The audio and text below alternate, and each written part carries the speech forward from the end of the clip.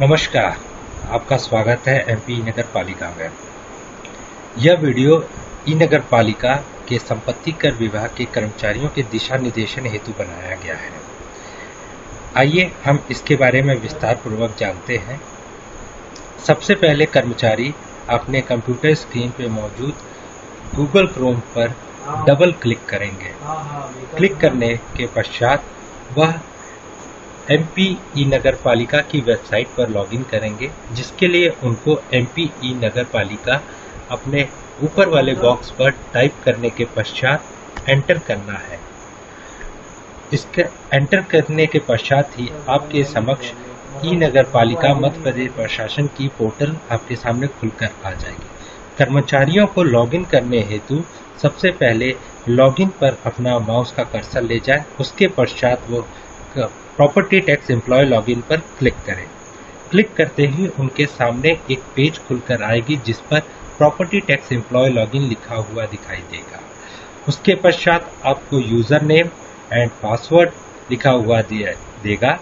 तत्पश्चात login, forget password and forget ID. User name और password कर्मचारियों को एसएमएस द्वारा उनके मोबाइल पर प्राप्त होगा, जिसकी सहायता से वह इसमें लॉगिन करेंगे। यदि कोई कर्मचारी अपना पासवर्ड भूल जाता है तो वह उसको प्राप्त करने हेतु फॉरगेट पासवर्ड पर क्लिक करें। उसके पश्चात अपना मोबाइल नंबर, जो रजिस्टर्ड मोबाइल नंबर है, वो यहाँ पर दर्ज करें और सबमिट करें। सबमिट करते ही उनके पास एसएमएस द्वारा उनको नया पासवर्ड प्राप्त हो जाएगा। और यदि कर्मचारी फॉरगेट आईडी अपना भूल गया है तो वह फॉरगेट यूजर आईडी पर क्लिक करेंगे और अपनी ईमेल आईडी यहाँ पर टाइप करने के पश्चात वह सबमिट करेंगे। सबमिट करते ही उनके ईमेल पर उनको ईमेल आ जाएगा उनकी यूज़र आईडी का। आइए उदाहरण के तौर पर हम आपको यूज़र आईडी और पासवर्ड की सहायता से लॉगिन करना बताते हैं। मोबाइल पर प्राप्त एसएमएस द्वारा यूज़र आईडी को यहाँ टाइप करने के पश्चात उसका पासवर्ड यहाँ टाइप करें एवं लॉगिन पर क्लिक करें। लॉगिन पर क्लिक करते ही एक पेज आपके सामने खुलकर आएगी, जिस पर वेलकम टू कैशडेस्क लिखा होगा। आइए उदाहरण के तौर पर हम आपको एक और बार लॉगिन करके दिखाते हैं।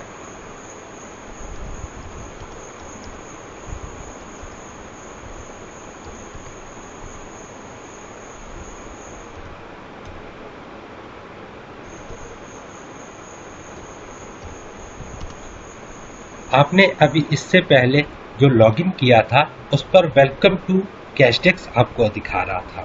यहाँ पर आपको वेलकम टू एपीआरओ डेस्क दिखा रहा है। इसका अर्थ है जिस कर्मचारी को जो कार्यभार दिया गया है वह उसके अनुसार ही उसके लॉगिन करने पर उसको दिखाई देगा। अब चलिए हम आपको विस्तार पूर्वक कैशडेस्क के बारे में बताते हैं।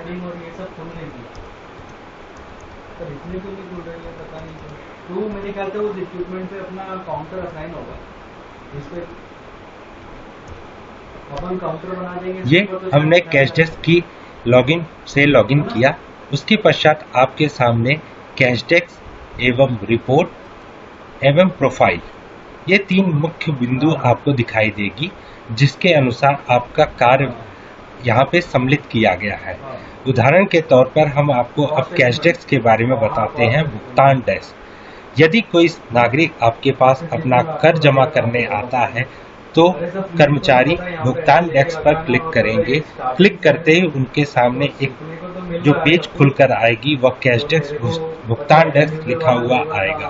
उसके पश्चात असेसमेंट ईयर, जहां पर कर्मचारी को नागरिक द्वारा किस वर्ष का वो कर जमा करना चाहता है वह यहाँ सेलेक्ट करेंगे। यदि नागरिक सिर्फ अपना पिछला बकाया देना चाहता है तो एरियर्स ओनली पर क्लिक करेंगे। उदाहरण के तौर पर अब हम 17-18 का कर जमा करना चाहता है नागरिक, तो वह ऊपर 17-18 सेलेक्ट करेगा। तत्पश्चात वह नागरिक की प्रॉपर्टी को अपने सिस्टम में फाइंड करेगा। उसके लिए नीचे विभिन्न प्रावधान दिए गए हैं।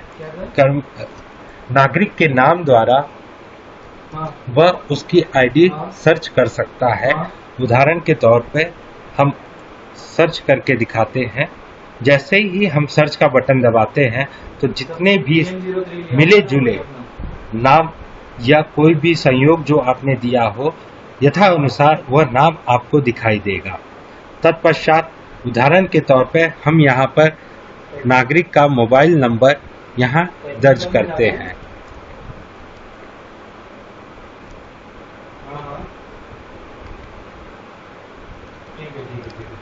दर्ज करने के पश्चात हम सर्च बटन पर क्लिक करेंगे।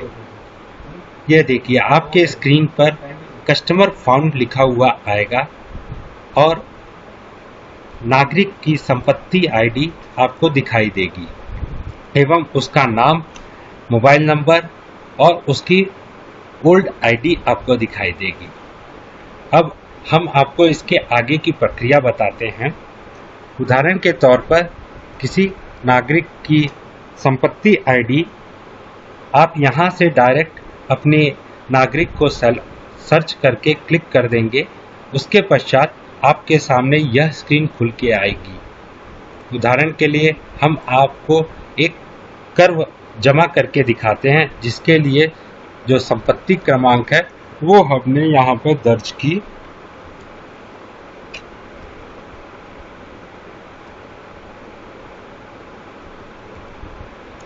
एवं सर्च बटन दबाया। आईडी गलत होने की वजह से आपको वह आईडी नहीं दिखाई दी। अब मैंने वह त्रुटि सुधार ली है। तत्पश्चात मैं उसको सर्च कर रहा हूं। देखिए आपके सामने वह नाम, संपत्ति क्रमांक एवं नाम आया। उस पर क्लिक करते ही हमें यह स्क्रीन टेक्स्ट समरी लिख कर सामने आ जाएगी जिसमें नागरिक का पूरा कर का विवरण दिया हुआ है। सबसे पहले कर्मचारी को नागरिक का मोबाइल नंबर यहां अपडेट करना होगा।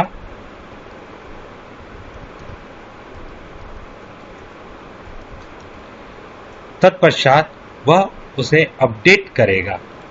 अपडेट करते ही ऊपर आपको स्क्रीन पर अपडेट सक्सेसफुली का मैसेज दिखाई देगा। तत्पश्चात कर्मचारी को सभी करों की बारीकी से जांच करनी होगी कि जो कर यहाँ प्रदर्शित हो रहा है वह सही अथवा गलत है। जांच करने के पश्चात वह नागरिक को SAF फॉर्म यानी स्व निर्धारण फॉर्म कंप्यूटर से जनरेट करके देंगे। उसके लिए वह हिंदी या इंग्लिश भाषा का उपयोग करें और ऊपर क्लिक करें। क्लिक करते ही नीचे आपको स्क्रीन पर SAF फॉर्म डाउनलोड होकर आ जाएगा, जिसको डबल क्लिक करने पर वह फॉर्म आपके सामने खुलकर आ जाएगा। तत्पश्चात आप उसका प्रिंट आउट निकाल कर नागरिक को दे दें, जिससे वह अपने संपत्ति की बारीकी से जांच कर ले कि जो भी विवरण उसने दिया है वह उचित और सही है। जिस प्रकार उसके पश्चात वह यहाँ पर हस्ताक्षर करने के पश्चात नागरिक को कर्मचारी को पुनः वह जमा कर देंगे। उसके बाद कर्मचारी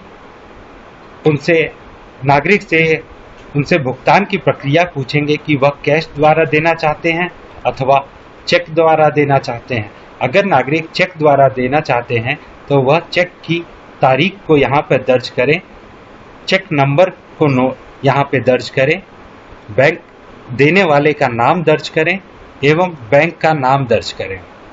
यदि नागरिक डेबिट कार्ड से अपना कर चुकाना चाहता है तो ट्रांजैक्शन स्वाइप मशीन में डालने के पश्चात जो ट्रांजैक्शन रेफरेंस नंबर जनरेट होता है उसको यहाँ पर टाइप करें, बैंक का नाम टाइप करें, कौन से बैंक का कार्ड है उसको टाइप करें एवं कार्ड के लास्ट 4 डिजिट नंबर यानी आखिरी के 4 डिजिट नंबर को यहाँ पे दर्ज करने के बाद कंफर्म करें। अब उदाहरण के तौर पर हम कैश से नागरिक अपना भुगतान करना चाहता है तो हम कैश पर क्लिक करेंगे। तत्पश्चात हम कंफर्म करेंगे। सबसे महत्वपूर्ण बात यहाँ पर यह है कि नागरिक जब तक आपको कैश आपके हाथ में ना दे तब तक आप कंफर्म बटन ना दबाएं, अन्यथा रसीद आपकी जनरेट हो जाएगी। तो कृपया सावधानी पूर्वक कैश लें, तत्पश्चात कंफर्म करें। अब उदाहरण के तौर पे नागरिक ने हमें जो कैश दिया है वो उचित है और बराबर है, तब हम उसको कंफर्म पर क्लिक करेंगे। क्लिक करते ही हमारा सिस्टम से आपकी रसीद जनरेट हो जाएगी और ऊपर आपको मैसेज लिख के आएगा सक्सेसफुल, प्लीज प्रिंट रिसिप्ट। तत्पश्चात और नीचे ही आपके रसीद जो है डाउनलोड होकर आ जाएगी, जिसको आप डबल क्लिक करके प्रिंट आउट दे के नागरिक को दे सकते हैं और ऑफिशियल कॉपी वाला हिस्सा अपने पास यानी निकाय अपने पास रखेगी। यह थी आपकी कैश प्रक्रिया जिसमें नागरिक ने अपना कर जमा कर दिया है। अब आगे की प्रक्रिया हम आपको बताते हैं। जैसे दिन भर की कैश कलेक्शन के बाद कर्मचारी अब अपना कलेक्शन रिपोर्ट यहाँ जांच कर सकते हैं। उदाहरण के तौर पर हम यहाँ पर सबसे पहले डेट रेंज सेलेक्ट करेंगे, जैसे आज की तारीख हमने सेलेक्ट की। तत्पश्चात हम गेट ट्रांजैक्शन पर क्लिक करेंगे तो आपको पूरा डिटेल यहाँ पर दिखाई देगा कलेक्शन रिपोर्ट में। देखिए, आज की तारीख में अभी आपने एक रसीद जमा की एक नागरिक की। कुल कैश 2,607 रुपये आपके पास आया। कर्मचारी इसकी कॉपी को डाउनलोड कर सकता है। डाउनलोड करने के लिए यहाँ पर क्लिक करें, नीचे आपकी रिपोर्ट डाउनलोड हो जाएगी, उस पर डबल क्लिक करें।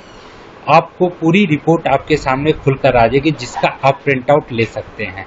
कलेक्शन रिपोर्ट में आपको रसीद आईडी, प्रॉपर्टी आईडी एवं नागरिक का नाम, मोबाइल नंबर और अन्य डिटेल आपको दिखाई देगी। आपको अपना पूरी जांच करनी है कि आपने जितना अमाउंट कलेक्ट किया है वह सिस्टम में उतना ही दिखा रहा है कि नहीं। यह जांच करने के पश्चात कर्मचारी वह रिपोर्ट निकाल के अपने उच्च अधिकारी को दे सकता है। अब उदाहरण के तौर पर मान लीजिए नागरिक ने आपको कर जमा किए बिना ही चला गया और आपने उसकी रसीद काट दी। इस दशा में आप क्या करेंगे? सबसे पहले आप अपने उच्च अधिकारी को बताएंगे और उनसे इस त्रुटि को सुधार करने के लिए आग्रह करेंगे। उसके लिए उच्च अधिकारी सबसे पहले अपने यूजर आईडी एंड पासवर्ड का उपयोग करके सिस्टम में लॉगिन करेंगे। तत्पश्चात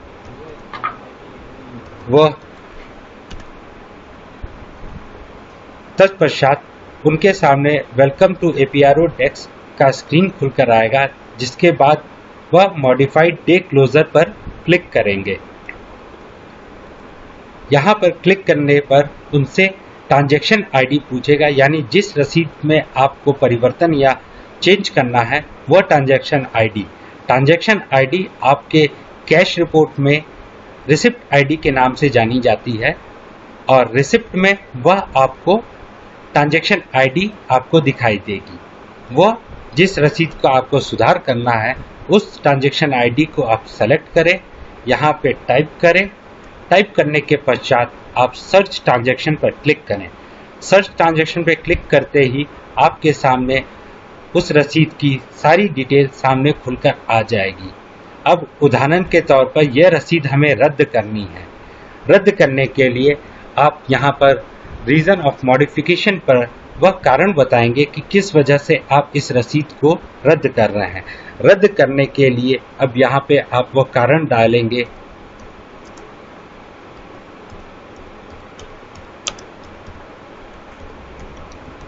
उदाहरण के तौर पे हमने लिखा है नो अमाउंट रिसीव्ड, यानी कोई राशि प्राप्त नहीं हुई, इस वजह से हम रसीद को कैंसिल कर रहे हैं। तो यह कारण डालने के पश्चात आप डिलीट रिसिप्ट पर क्लिक करेंगे। ऊपर आपको वैल्यू फाउंड दिखाई देगा, यानी आपकी रसीद जो है वो कैंसिल हो गई है। ये प्रक्रिया थी आपकी कैश कलेक्शन एवं उसमें सुधार करने की। अब उसके पश्चात दिन भर की कलेक्शन के पश्चात दिन के अंत में यानी आपको ऑफिस छोड़ने से पहले आपको डे क्लोजर करना होगा। डे क्लोजर करना बहुत ही अनिवार्य है। डे क्लोजर क्लिक करने के लिए उच्च अधिकारी यानी ARO अधिकारी जो अधिकृत हैं वह डे क्लोजर पर क्लिक करेंगे और जिस कैश डेस्क का उनको डे क्लोज करना है वह आईडी यहाँ पर डालेंगे एवं गेट ट्रांजैक्शन पे क्लिक करेंगे। देखिए अभी हमने एक रसीद जारी की थी और उसको पुनः कैंसिल कर दी। तत्पश्चात देखिए अब यहाँ पे नो रिकॉर्ड फाउंड दिखा रहा है। आइए अब इसके आगे हम आपको कैश डेस्क पर ले चलते हैं, फिर हम उसके बाद आपको ARO डेस्क की पूरी जानकारी विस्तार पूर्वक देंगे।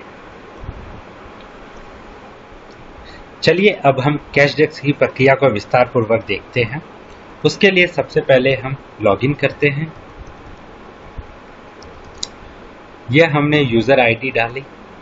अब तत्पश्चात हम पासवर्ड डालेंगे। उसके पश्चात हम लॉगिन पर क्लिक करेंगे।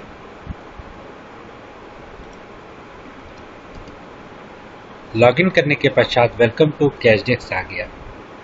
आइए आपको अभी हमने कैश डेस्क की प्रक्रिया बताई, कलेक्शन की किस तरह आप कर जमा करेंगे एवं उसमें सुधार करेंगे, तत्पश्चात डे क्लोजर करेंगे। अब हम क्रिएट न्यू प्रॉपर्टी के बारे में आपको बताएंगे। उदाहरण के तौर पे कोई नागरिक आपके पास अपनी संपत्ति का कर जमा करने आता है पहली बार। उस दशा में आप क्रिएट न्यू प्रॉपर्टी पर क्लिक करेंगे, नई संपत्ति बनाए पर क्लिक करेंगे। उसके पश्चात आप अपनी ULB यानी निकाय, नगर पालिका परिषद जो भी जहाँ पे भी आप काम करते हैं वो सेलेक्ट करेंगे। उसके पश्चात आप असेसमेंट ईयर सेलेक्ट करेंगे। इसको सेलेक्ट करते ही आपके सामने एक फॉर्म खुलकर आ जाएगा जहाँ पर नीली बिंदु अनिवार्य का साइन दर्शाती है, अर्थात यहाँ आपको सारे फील्ड भरना अनिवार्य है। उदाहरण के तौर पर अब हम आपको एक एक करके बताते जाते हैं। फोटो आईडी का अर्थ है जो नागरिक अपनी संपत्ति को रजिस्टर करने आया है उसकी आईडी को आप स्कैन करके यहाँ पर अटैच करें। अटैच करने के लिए आप उसको स्कैन करें एवं अटैच करें।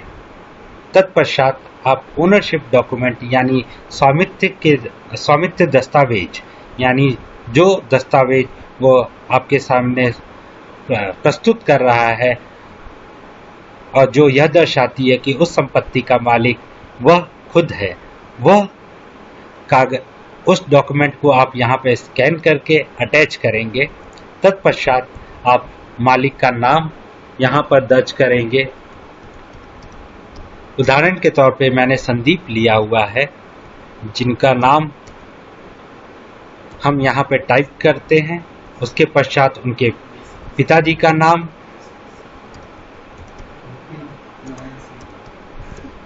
एवं उनका सरनेम।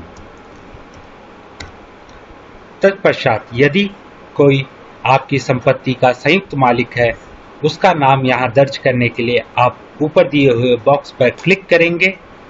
आपके सामने संयुक्त ओनर की डिटेल आपसे पूछी जाएगी। आप यहाँ पे उनका डिटेल भर सकते हैं।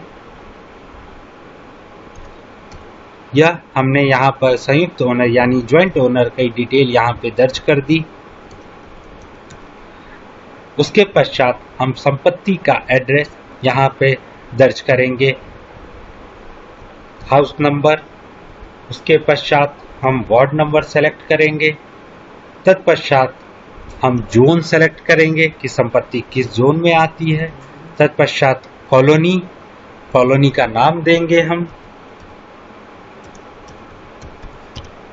उसके बाद मोहल्ला किस मोहल्ले में उनकी संपत्ति है,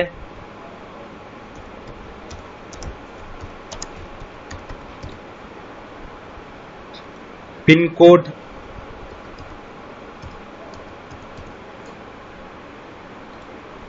और मोबाइल नंबर। नागरिक का मोबाइल नंबर यहाँ पे दर्ज किया जाए।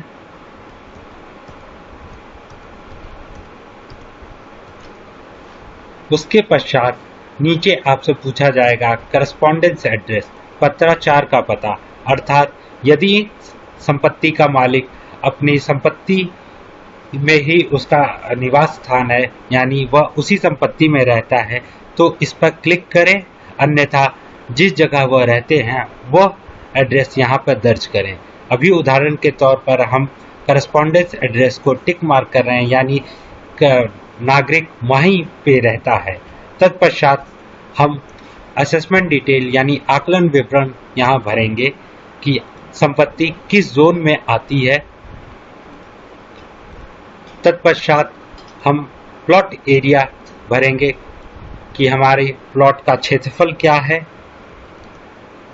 उसके पश्चात हम संपत्ति का विवरण देंगे कि हमारी संपत्ति का प्रकार क्या है, आवासीय है, व्यावसायिक है या औद्योगिक है।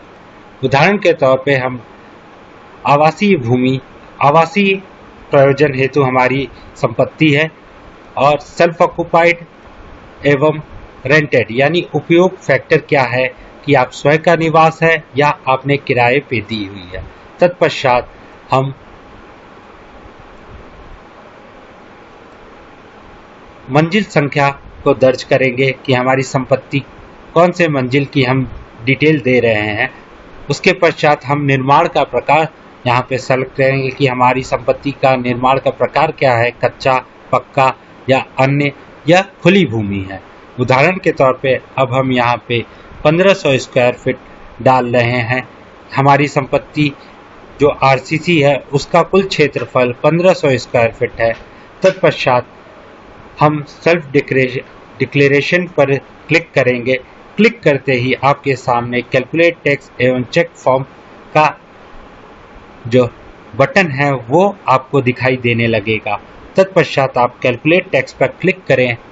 आपके सामने टैक्स समरी यानी उस संपत्ति का कुल कितना कर लगेगा वह जुड़कर आपके सामने आ जाएगा। तत्पश्चात आप क्रिएट प्रॉपर्टी पर क्लिक करेंगे।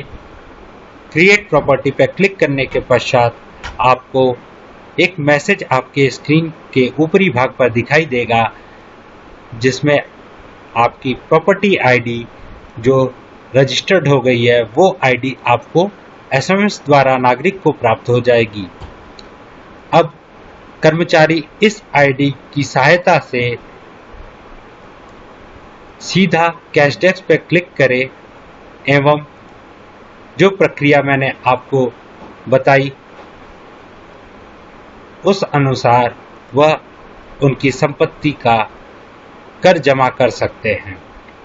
उदाहरण के तौर पे मैं आपको एक इस संपत्ति का कर जमा कर रहा हूँ।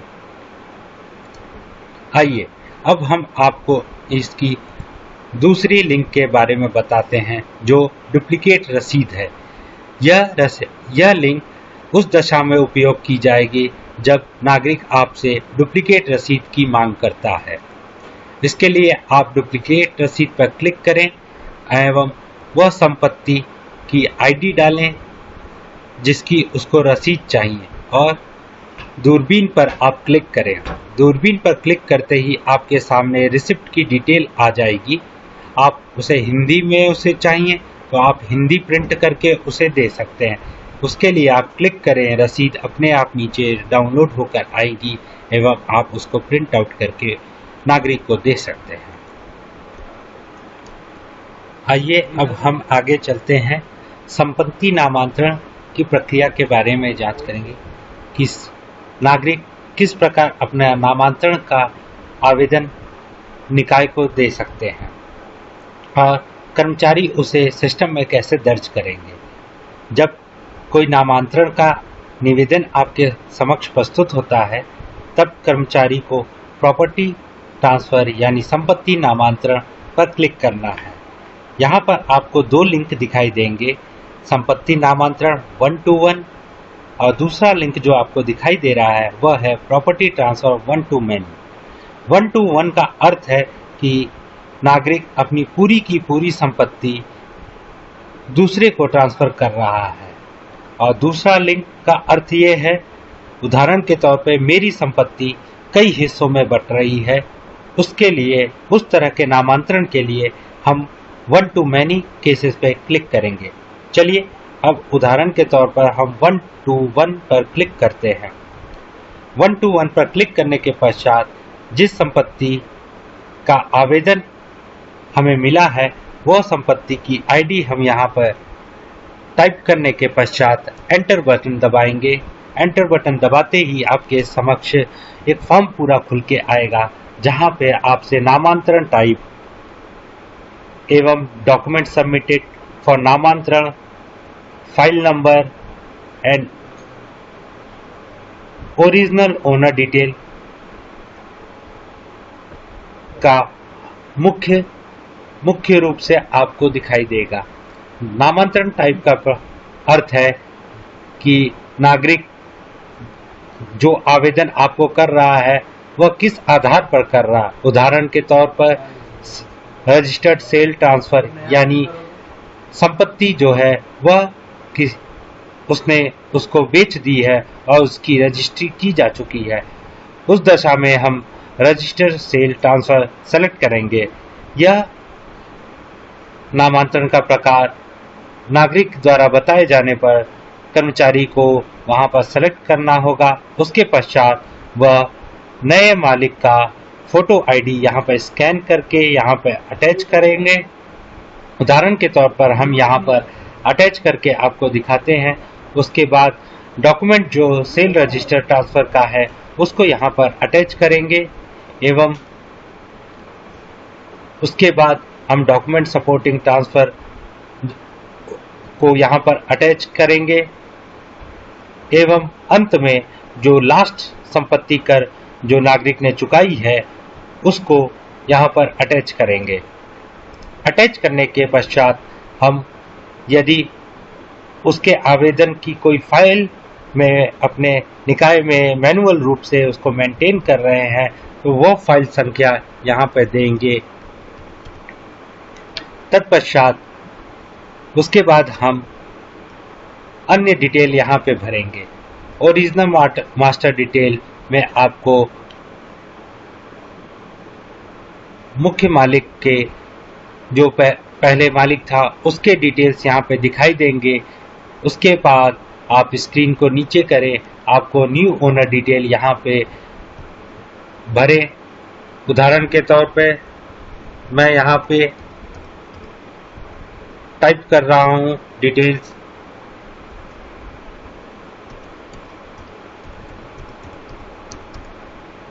उसके बाद पिताजी का नाम,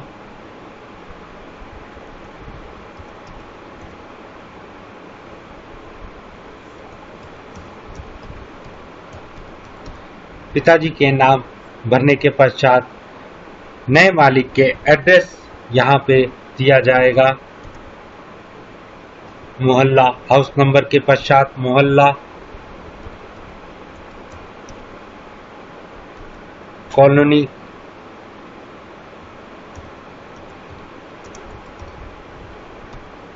पोस्टल कोड एवं नए मालिक का मोबाइल नंबर।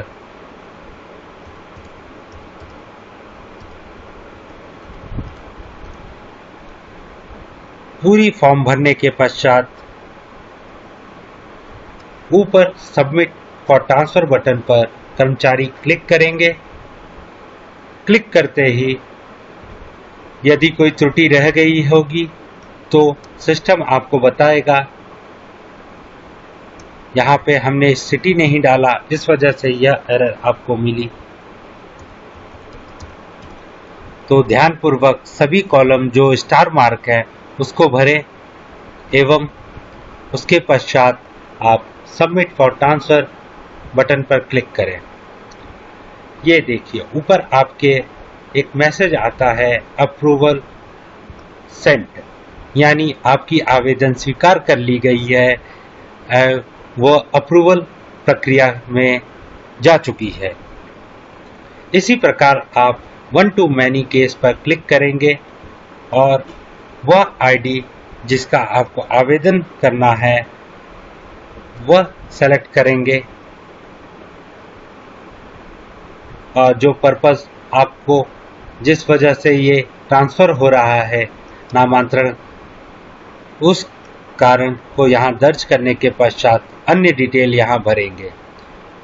उदाहरण के तौर पर यहाँ पे मैं आपको भर के दिखाता हूँ।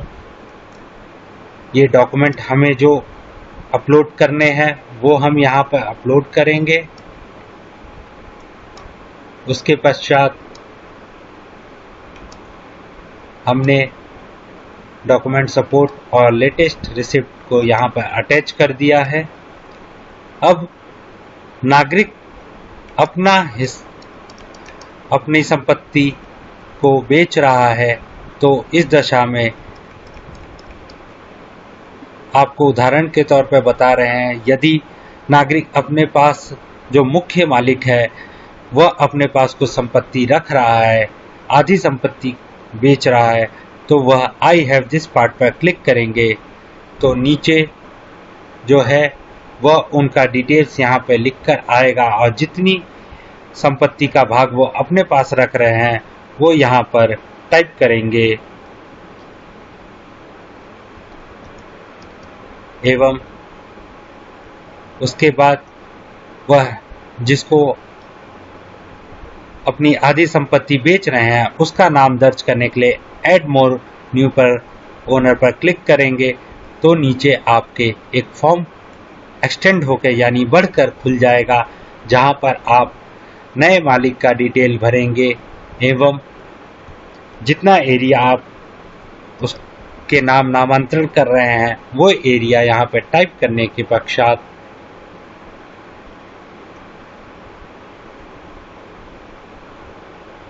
उसको सबमिट फॉर ट्रांसफर पर क्लिक करेंगे, जिस प्रकार हमने नामांतरण 1-to-1 पर किया था। ये आपकी ट्रांसफर की प्रक्रिया संपूर्ण हुई। नागरिक को अंत में अपनी रिपोर्ट की प्रक्रिया जांच करने के बारे में हमने बता चुके हैं। अब प्रोफाइल के बारे में हम आपको बताते हैं। यदि कर्मचारी अपना पासवर्ड बदलना चाहते हैं तो उसके लिए इस पर क्लिक करें एवं ओल्ड पासवर्ड यहाँ पर टाइप करें और जो नया पासवर्ड वो रखना चाहते हैं वो यहाँ पर एवं कंफर्म पासवर्ड दोनों जगह पर टाइप करने के पश्चात सबमिट बटन दबाएं। उनका पासवर्ड रीसेट हो जाएगा और वो अपने नए पासवर्ड से लॉगिन कर सकते हैं। ये थी हमारी कैशडेस्क की संपूर्ण प्रक्रिया। अब चलिए हम आपको विस्तार से बताते हैं कि ARO कैशडेस्क के बाद जो मुख्य लेवल है वो ARO का आता है, जिसमें जो कार्य प्रक्रिया है उसके बारे में हम आपको विस्तार पूर्वक बताएंगे। उसके लिए सबसे पहले ARO अधिकारी अपनी यूज़र आईडी एवं पासवर्ड द्वारा यहाँ लॉगिन करेंगे।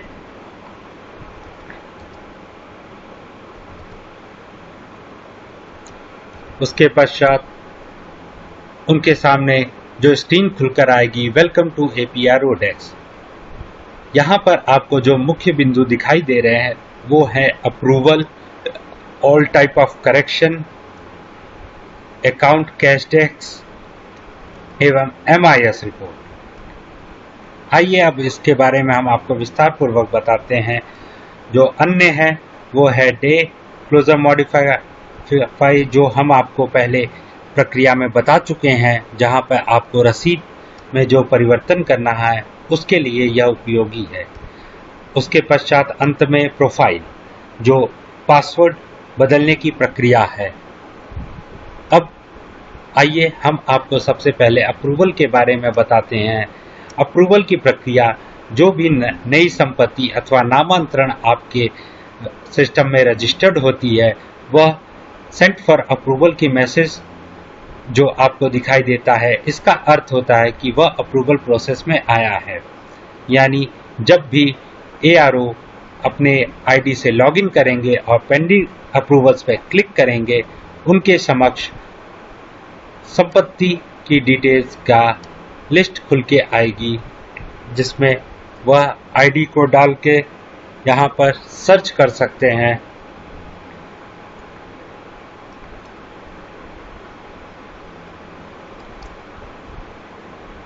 एवं यहाँ पर प्रॉपर्टी नामांतरण का जो एप्लीकेशन आया है, नामांतरण का आवेदन आया है, वो यहाँ पर आपको दिखाई देगी। आवेदन को स्वीकार करने हेतु आप उस पर क्लिक करें तो आप अधिकारी के पास यह पूरा फॉर्म उनके सामने खुलकर प्रस्तुत हो जाएगा।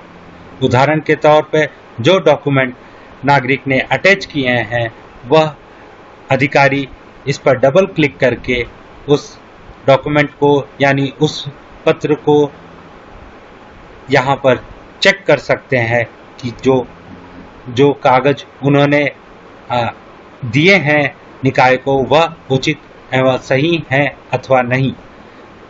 देखिए, इसी तरह वह एक एक करके सारे कागजात को देख सकते हैं। तत्पश्चात वह अपना फिजिकल वेरिफिकेशन कराने के बाद अपनी इस प्रक्रिया को कंफर्म कर सकते हैं। उदाहरण के तौर पर मान लीजिए कि यह संपत्ति जो है, जो आपकी आवेदन प्रक्रिया है, उसके पश्चात वह उसको अप्रूव अथवा रिजेक्ट दोनों कर सकते हैं। अप्रूव करने पर यह संपत्ति आपकी नामांतरित हो जाएगी और एवं रिजेक्ट करने पर यह संपत्ति जो है वह पुनः से नागरिक को आवेदन करनी होगी। ये प्रोसेस आपके सामने हमने अप्रूवल का दिखाया। अब दूसरा ऑल टाइप ऑफ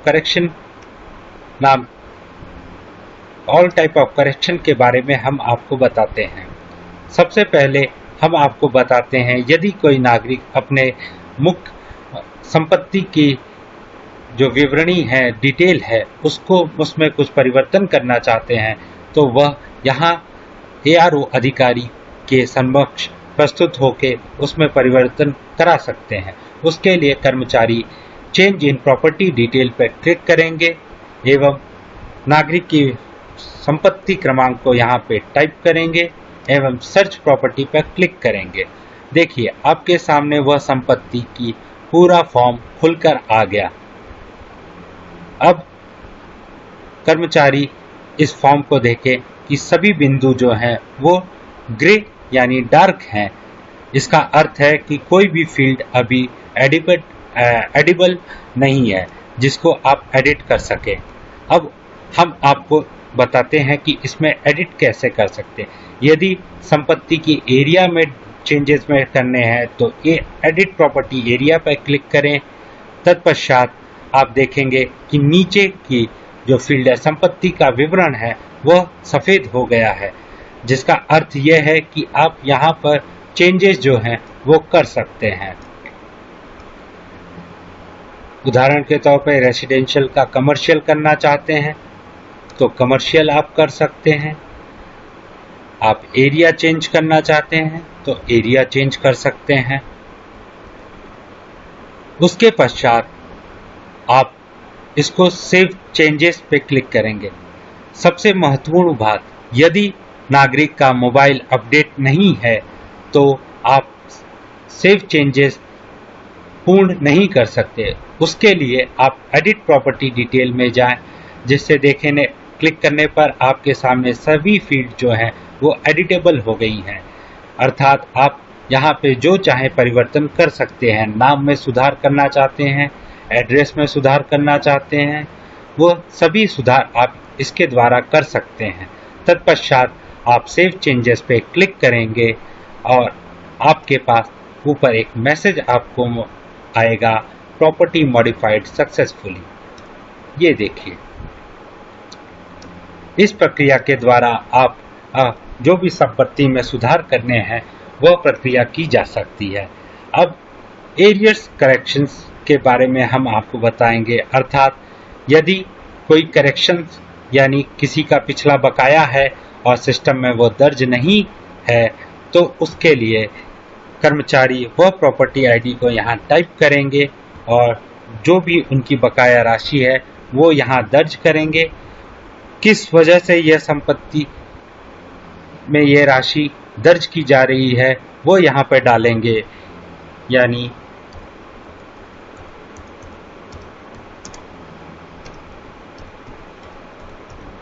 ये डालने के पश्चात आप इस पे सबमिट कर सकते हैं। अर्थात सबमिट करने पर यह जो है सिस्टम में स्वतः ही आपकी पोस्टिंग हो जाएगी और ऊपर अमाउंट पोस्टेड का मैसेज आ जाएगा। अब उदाहरण के तौर पर आप किसी संपत्ति में आपका बकाया राशि दिखा रहा है परंतु उसका कोई बकाया नहीं है, तो ऐसी दशा में कर्मचारी वहां माइनस साइन का उपयोग करेंगे और वह राशि को यहाँ पे टाइप करेंगे। उसके बाद वह कारण बताएंगे कि किस वजह से यह अमाउंट को पोस्ट कर रहे हैं, यानी उसका पिछला बकाया जो सिस्टम में दिखा रहा है उसको कैंसिल कर रहे हैं।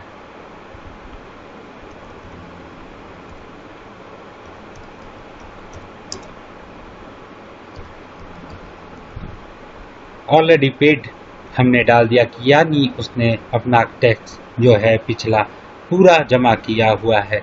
उसके रेफरेंस के लिए यानी उसकी प्रमाणता के लिए हम यहाँ पे वो रसीद नंबर एवं बुक नंबर जिस से वो रसीद काटी गई है वह दर्ज करेंगे एवं रसीद नंबर टाइप करेंगे,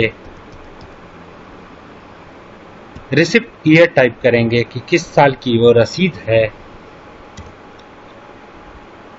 एवं रिसिप्ट डेट किस तारीख में वो रसीद कटी है वो हम यहाँ पर दर्ज करेंगे। तत्पश्चात हम उसको सबमिट करेंगे। उसी प्रकार आपके पास अमाउंट पोस्टेड का मैसेज ऊपर दिखाई देगा, अर्थात आपका सिस्टम में पोस्टिंग हो गई है। डे क्लोजर के बारे में अब आपको बता चुके हैं एवं कलेक्शन रिपोर्ट, अगर अधिकारी जिस भी कर्मचारी की डे क्लोजर रिपोर्ट देखना चाहते हैं तो वह यहाँ उसकी आईडी डालें एवं गेट ट्रांजैक्शन पे क्लिक करें। तो जिस तारीख का वो देखना चाहते हैं उस डेट को वो सेलेक्ट करें, किस डेट से लेके किस डेट तक का देखना चाहते हैं वो सेलेक्ट करके गेट ट्रांजैक्शन पे क्लिक करने के पश्चात उनके समक्ष कैश कलेक्शन का रिपोर्ट एवं चेक कलेक्शन का रिपोर्ट एवं कुल कितना कैश उन्होंने जमा किया है एवं चेक की राशि जो उन्होंने जमा की है वह उसका जोड़ यहाँ पर आपको दिखाई देगा। यदि अधिकारी चाहता है कि वह इसका प्रिंट आउट ले तो वह डाउनलोड कैश पीडीएफ पे क्लिक करेंगे, पूरी रिपोर्ट नीचे डाउनलोड होकर आ जाएगी और उसका वह प्रिंट आउट लेके उसकी जांच कर सकते हैं। ये आपका कलेक्शन रिपोर्ट के बारे में हमने जानकारी दी।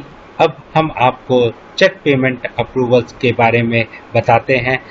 यदि जो चेक सबमिट किया गया है उसमें कैसे अप्रूवल या रिजेक्शन किया जाए, उसके लिए चेक पेमेंट अप्रूवल पर क्लिक करें तो जो भी चेक ट्रांजैक्शंस आपके यहाँ निकाय में हुए हैं उसकी डिटेल आपके समक्ष प्रस्तुत हो जाएगी। जिस भी रसीद को आपको कैंसिल करना है यानी जिसका भुगतान नहीं हुआ है, जो चेक बाउंस हो गया है, उसके लिए आप उस ट्रांजैक्शन आईडी को सेलेक्ट करें एवं रिजेक्शन मार्क यहाँ पर टाइप करें और किस डेट में आपके पास वह आया वह डेट, अर्थात जिस डेट में आपके पास बैंक ने उसको रिजेक्ट करके भेजा वह डेट टाइप करें एवं रिमार्क डालें कि किस कारण से वह चेक रिजेक्ट हुआ है, तत्पश्चात उसको रिजेक्ट करें। यदि आप जो चेक आपको कैश हो गया है उस दशा में आप उस ट्रांजैक्शन आईडी को सेलेक्ट करें और क्लियरिंग डेट यहाँ पर क्लिक करें एवं रिमार्क डालने के पश्चात आप ऊपर कंफर्म का बटन दबाएं। इससे आपकी चेक की कंफर्मेशन पूरी हो जाती है। अब आइए हम मुख्य बात पर आते हैं, MIS रिपोर्टिंग। इसकी सहायता से अधिकारी सभी MIS रिपोर्ट देख सकते हैं। उदाहरण के तौर पर हम सबसे पहले शुरुआत करेंगे कलेक्शन रिपोर्ट से। कलेक्शन रिपोर्ट से कर्मचारी अपनी निकाय में हुए सभी कलेक्शंस को एक जगह पर इकट्ठे देख सकते हैं। उसके लिए वह तारीख सेलेक्ट करेंगे कि किस तारीख का उनको कलेक्शन रिपोर्ट देखना है। यह मैंने डेट सेलेक्ट कर ली है। अब मैंने सर्च पे क्लिक किया। क्लिक करने के पश्चात पूरी रिपोर्ट आपके सामने खुलकर आएगी। इस दशा में आपको जोन वाइज कलेक्शन रिपोर्ट दिखाई दे रही है एवं पूरी वसूली कि कितने रसीद आपके यहाँ पे किस जोन में कितने रसीद जनरेट हुए।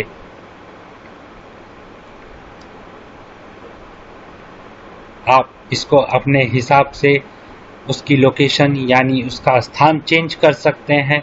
संपत्ति कर, एजुकेशन टैक्स, अर्बन टैक्स सबका आप बारीकी से अध्ययन कर सकते हैं।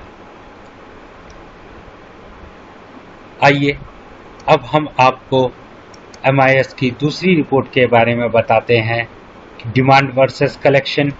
इस पर क्लिक करेंगे और अपनी डेट रेंज को सेलेक्ट करने के पश्चात आप इस पर क्लिक करेंगे तो आपके सामने पूरी रिपोर्ट आपके समक्ष खुलकर आ जाएगी। यानी यह MIS रिपोर्ट आपकी डिमांड वर्सेस कलेक्शन के बारे में आपको बताएगी। चेक MIS पर आप क्लिक करेंगे तो आपको यह चेक MIS की डिटेल पूरा आपके समक्ष प्रस्तुत कर देगी, जहां पे आप को चेक की सारी गतिविधियों की बारीकी से डिटेल रिपोर्ट मिल सकती है। अब आइए हम आपको अंत में यह चीज बताते हैं कि उच्च अधिकारी अर्थात CMO और एवं कमिश्नर सर के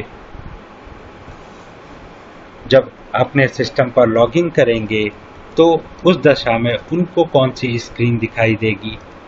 आइए